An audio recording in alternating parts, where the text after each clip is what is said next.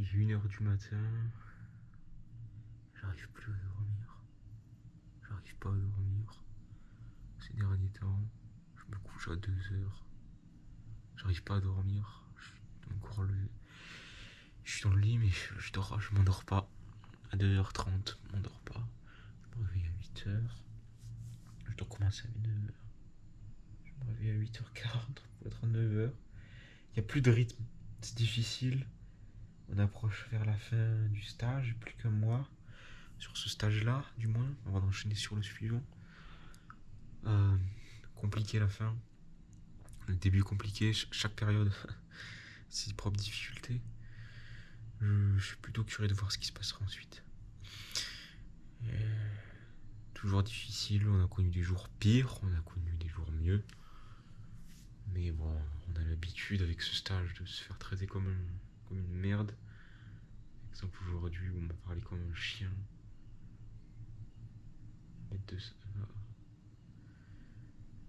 L'autorité, ce qu'il pense avoir l'autorité. Qui se joue les chefs, qui joue au chef,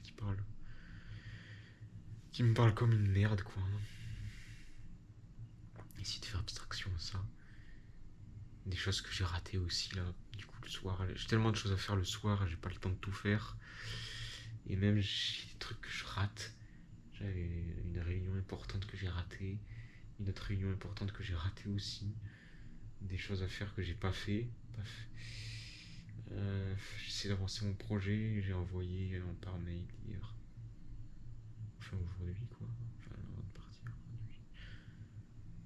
On essaie d'avancer petit à petit. Petit à petit. Mais des choses qui... Alors je me dis, j'espère que j'aurai le temps de les faire le week-end. À chaque fois, tous les soirs, j'ai pas le temps. Le plus important, c'est de bien dormir. Je vais essayer de me dire à la 1h.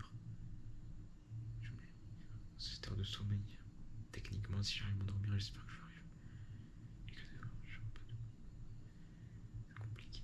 C'est compliqué. Combien de temps je vais tenir encore? C'est ce que je me dis chaque jour. Chaque jour, je me dis que je vais arrêter, c'est ce qui me fait tenir. Mais je suis aussi curieux de savoir ce qui se passera au prochain stage. C'est pour ça que je reste aussi. C'est dur. La vie est dure, la vie est difficile. Je pense aux réorientations aussi tout le temps. Mais c'est pas magique. C'est pas magique. Il y aura évidemment la joie de quitter, mais tu vois, le truc à l'instant T, t'es content d'échapper sur le moment, mais après, tu seras confronté par la suite à des difficultés. Et ça, c'est pas. Voilà. C'est des choses qu'il faut prendre en compte, et il faut être lucide pour voir les choses de manière globale. Combien de temps on va tenir encore? Je me le demande.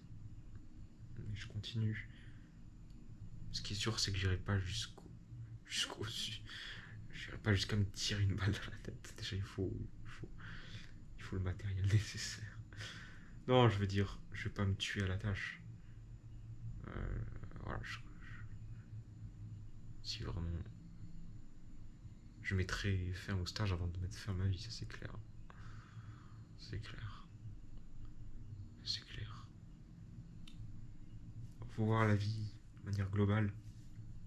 Et quelles sont les limitations qu'on se met, quels sont les obstacles qu'on se pose.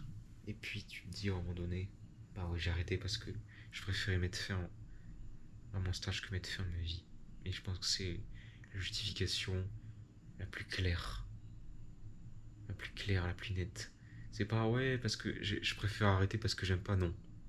Je préfère arrêter parce que si je continue, je peux pas continuer quoi. Je me tue quoi. Je préfère mourir. Si à un moment donné je préfère mourir que de continuer, je préfère arrêter. Et il n'y a pas de regret à avoir parce que je dis je pouvais pas continuer.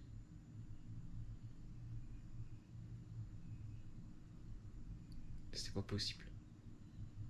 À un moment donné là, quand tu dis ouais je peux pas continuer comme ça. Jusqu'où ça va. À un moment donné il faut. C'est pas apporter du sens. C'est pas apporter du sens. Parce que tout ce que je fais a du sens. Et un suicide, ça a du sens. C'est triste, mais ça a du sens. C'est quelque chose qui a du sens. C'est-à-dire que Même si c'est difficile, on peut pas comprendre une personne. Il faut respecter. Et on peut jamais comprendre totalement les motivations et on peut pas dire. Il faut respecter le choix de chacun. Et puis, tu peux pas dire, oh, il s'est suicidé sur un coup de tête. C'est des choses qui peuvent pas être interprétées par respect pour la personne.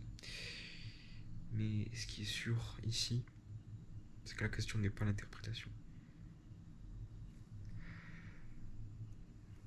Oui, c'est de faire. C'est pas aussi de mener une vie qui nous plaît, parce que c'est pas aussi facile. La question, c'est tout simplement, j'arrête. Parce que je préfère arrêter le stage qu'arrêter ma vie. Tout simplement. C'est aussi simple que ça. C'est aussi simple que ça. C'est pas, oh oui, j'ai envie de faire quelque chose qui me plaît, j'ai envie de m'épanouir. Non. Je fais juste quelque chose qui, qui m'empêche pas de. Tu vois. C'est cette optique-là. Aujourd'hui, moi, je suis sur. Il y a plusieurs perspectives. Moi, je suis dans une perspective très de basse fréquence, de très basse fréquence, où je regarde les choses de haut et où je subis. Je suis en martyr. Et donc, au final, je me positionne comme la Vierge de Fer.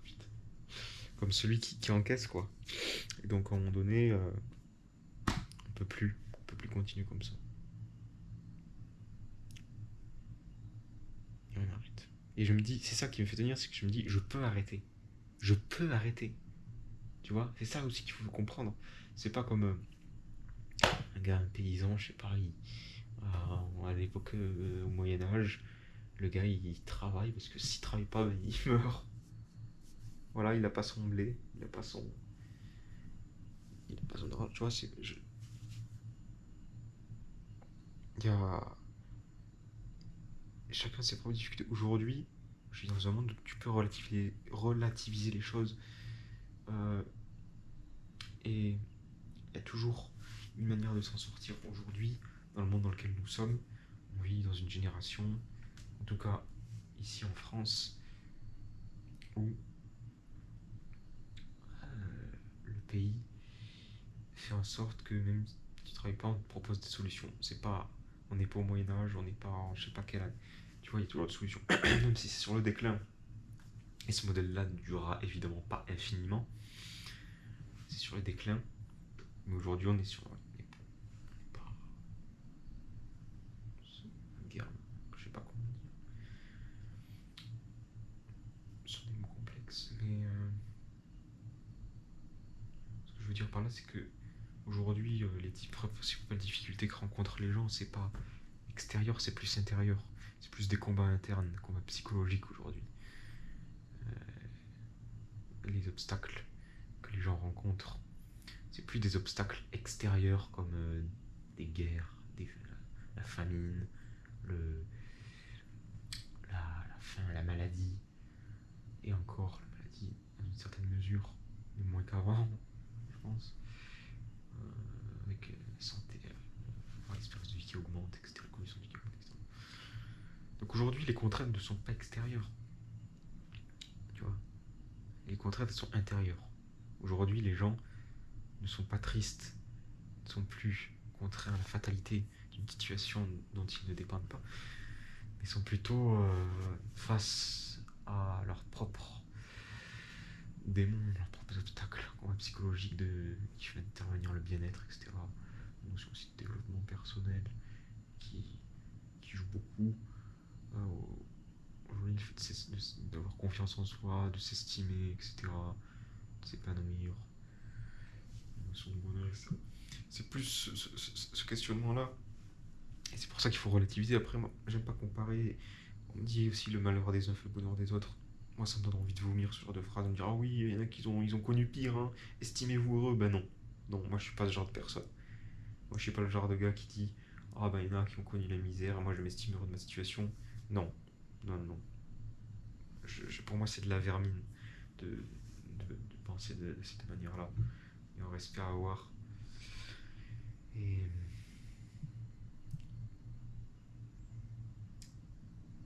je suis pas le genre de gars qui me réjouit du malheur des autres. je me regarde moi-même avant tout et je respecte les gens. Mais c'est vrai que j'essaie de voir et je me dis, si le principal obstacle aujourd'hui n'est pas externe, il est interne, donc le problème c'est censé être nous, et je me le dis, aujourd'hui, il n'y a pas à avoir ce mal-être. Évidemment, il y a des démarches à avoir. Mais si tu veux t'en sortir, voilà, on fait au mieux. Et c'est comme ça que ça fonctionne. C'est comme ça que ça fonctionne. Et après, on continue dans cette mesure-là.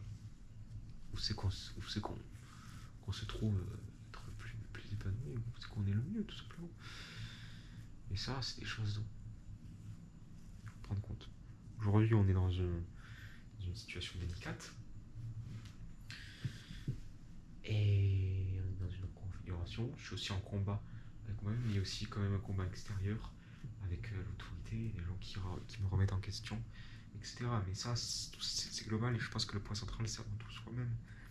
Parce que si je suis peut-être plus épanoui, plus engagé, plus engageant, plus intéressé, plus intéressant, ce serait peut-être pas pareil.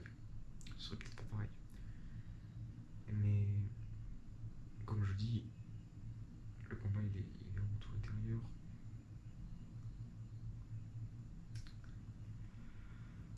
Il n'y a pas de mal à avoir si il faut donner du sens à ce qu'on fait.